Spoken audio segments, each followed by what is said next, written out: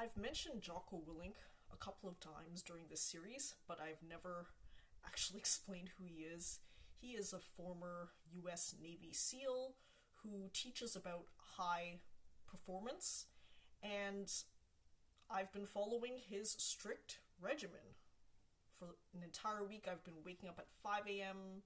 and mostly doing my yoga and intense exercises early in the morning after cardio, warm-up cardio.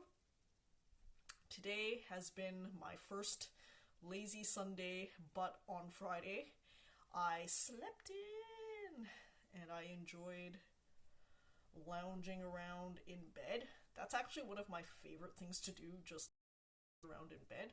My two loves in life are one, adventure, and two, lounging around in bed. I think that they're equally important to me because they provide counterbalance. Doing one or the other too much at least can throw me out of whack, so I like to do both in equal measure. This last week, I've been more dedicated to, again, the 5 a.m. Jocko Willink schedule, but today I just cuddled up with my sheets. I think I have enough request songs to last until near the end of the series. I'm still taking requests. I'm up for that because it's fun. Like I said before, left to my own devices, I would usually dance to specific kinds of music, but seeking requests helps me broaden my horizons and my dance skills. So we're going to request live TRL with the sexy Carson Daly. We're gonna start now. Now's a good time.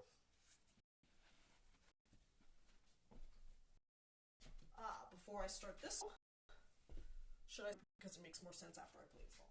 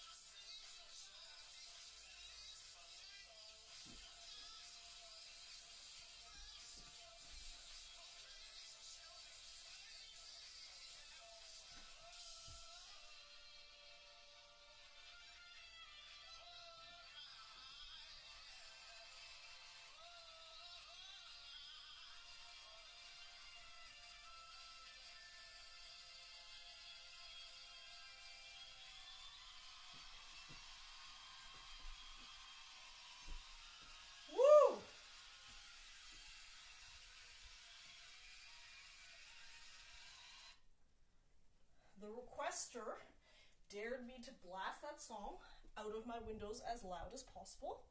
As I explained before, these windows have been open 24/7 ever since I arrived in this room, so I've had nourishing, invigorating fresh air circulating ever since I started, which might attribute to the fact that I'm still largely positive and upbeat in my demeanor as opposed to a fucking sourpuss.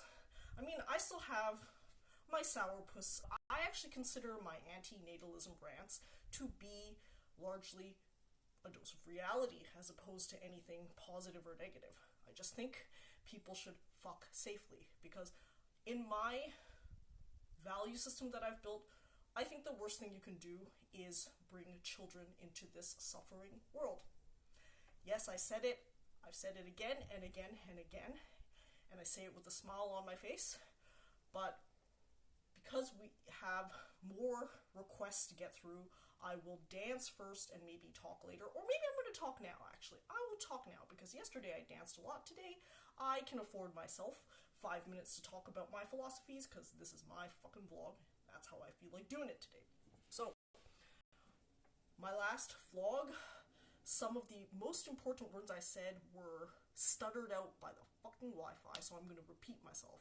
Fuck safely, use birth control, use precautions, okay? Just like everybody now deems themselves judge and jury of people's outdoor exercise habits and social distancing habits, same goes for other things.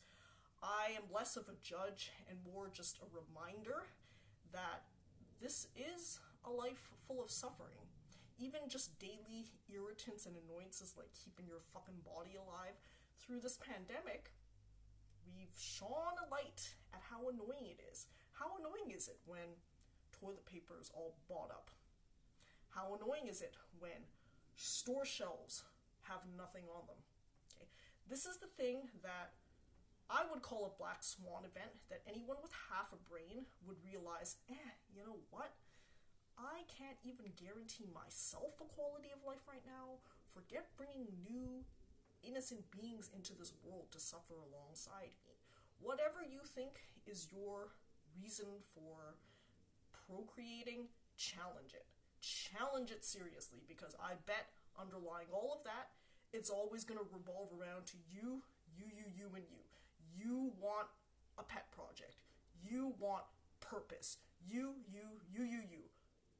You can do that through other means than by bringing an innocent child onto this earth. I guarantee you that, because I myself have done the same thing. And I have been able to turn what is still a life of immense suffering, just like all of us, into something that I can at least live day to day without having any thoughts of legitimate suicide. I think that all of us go through that question of what would it be like if I wasn't here? And if you allow yourself to do that in a healthy manner, you would come to the conclusion, wow, just being dispersed molecules and energy floating around, it's actually a really good thing. It's like dreamless sleep. So instead of birthing a child into this hellhole, which it is, largely, let them be molecules floating around. Let them be molecules. Pandemic has done anything. It has shown you you can't even guarantee yourself a standard of living. How are you going to shit children out and say, oh, well, I don't know the answers for myself. I even more don't know them for you, but I'm going to gamble on your life because I think it'll bring me purpose. That is some of the most selfish shit I've ever heard. And I know that I'm throwing sand in the face of most of humanity right now, but that's okay. I can take the consequences. I'm the kind of person who can say my opinions because I don't give a fuck what other people think. And if I can make one breeder stop and think about what they're doing for 2 seconds, if I can make nobody do that, but I'm allowed to just express my opinions, I feel like I've done the right thing for myself. There we go. I have ranted and raved, and I feel good about it. I do. I really do. I'd urge people who are curious about this idea to search David Benatar, Benatar. I'm sure that's how he spells his name. Am I sure? Maybe. Anyways, he has the highest profile, I would say, in the anti-natalism community. Search anti-natalism on Reddit, on YouTube.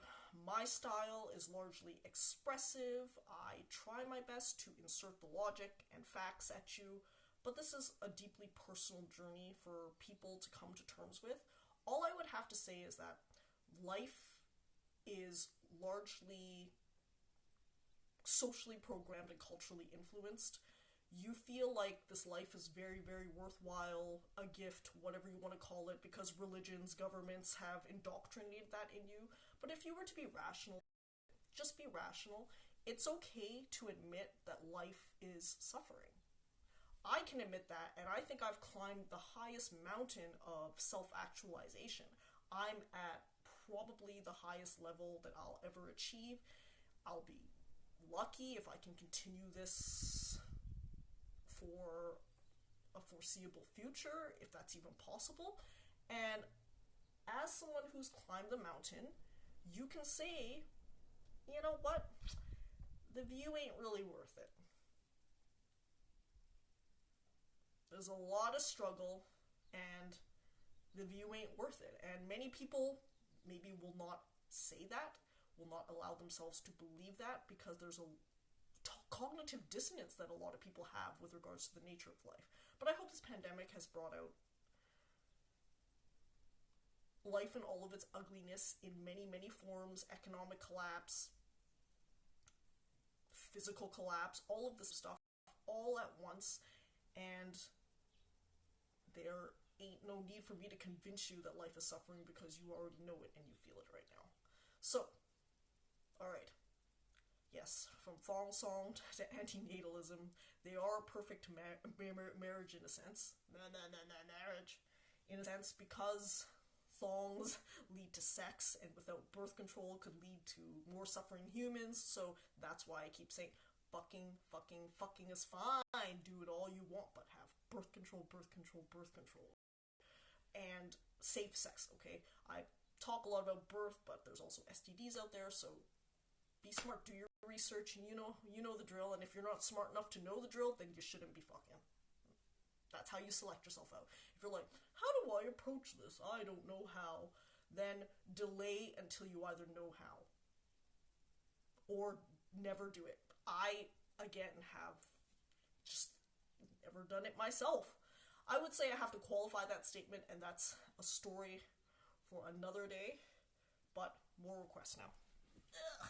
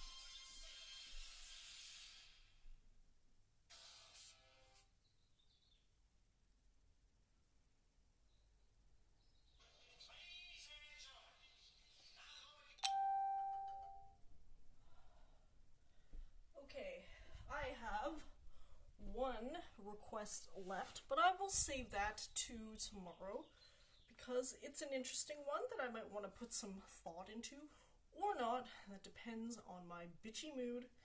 I'm up and down like everyone else, but I think I've largely kept sane during these weird, wonky times that we live in. Maybe I'll review what I've said today, and if I'm missing anything from my anti-natalism rant, I will rant and rant and rant some fucking more. Now, how much you know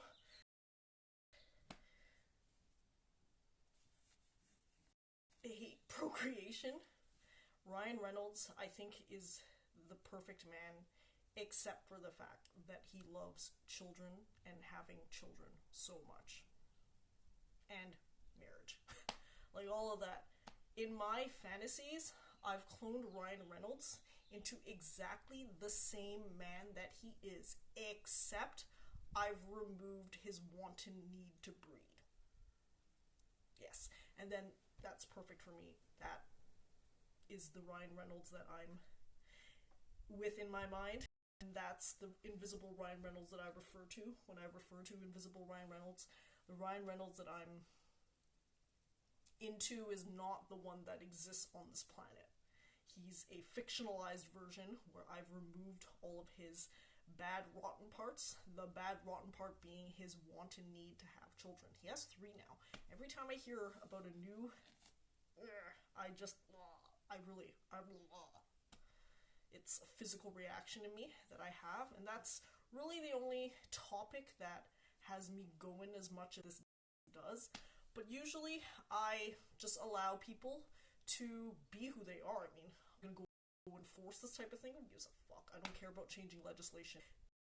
The most important thing is that ain't no kid coming out of this body, so I'm cool with that. That's all I care about. If you want to do that for yourself, I think you're a dumb fucktard for doing so, but hey, we're allowed to have dumb fucktards in this society. Go right ahead.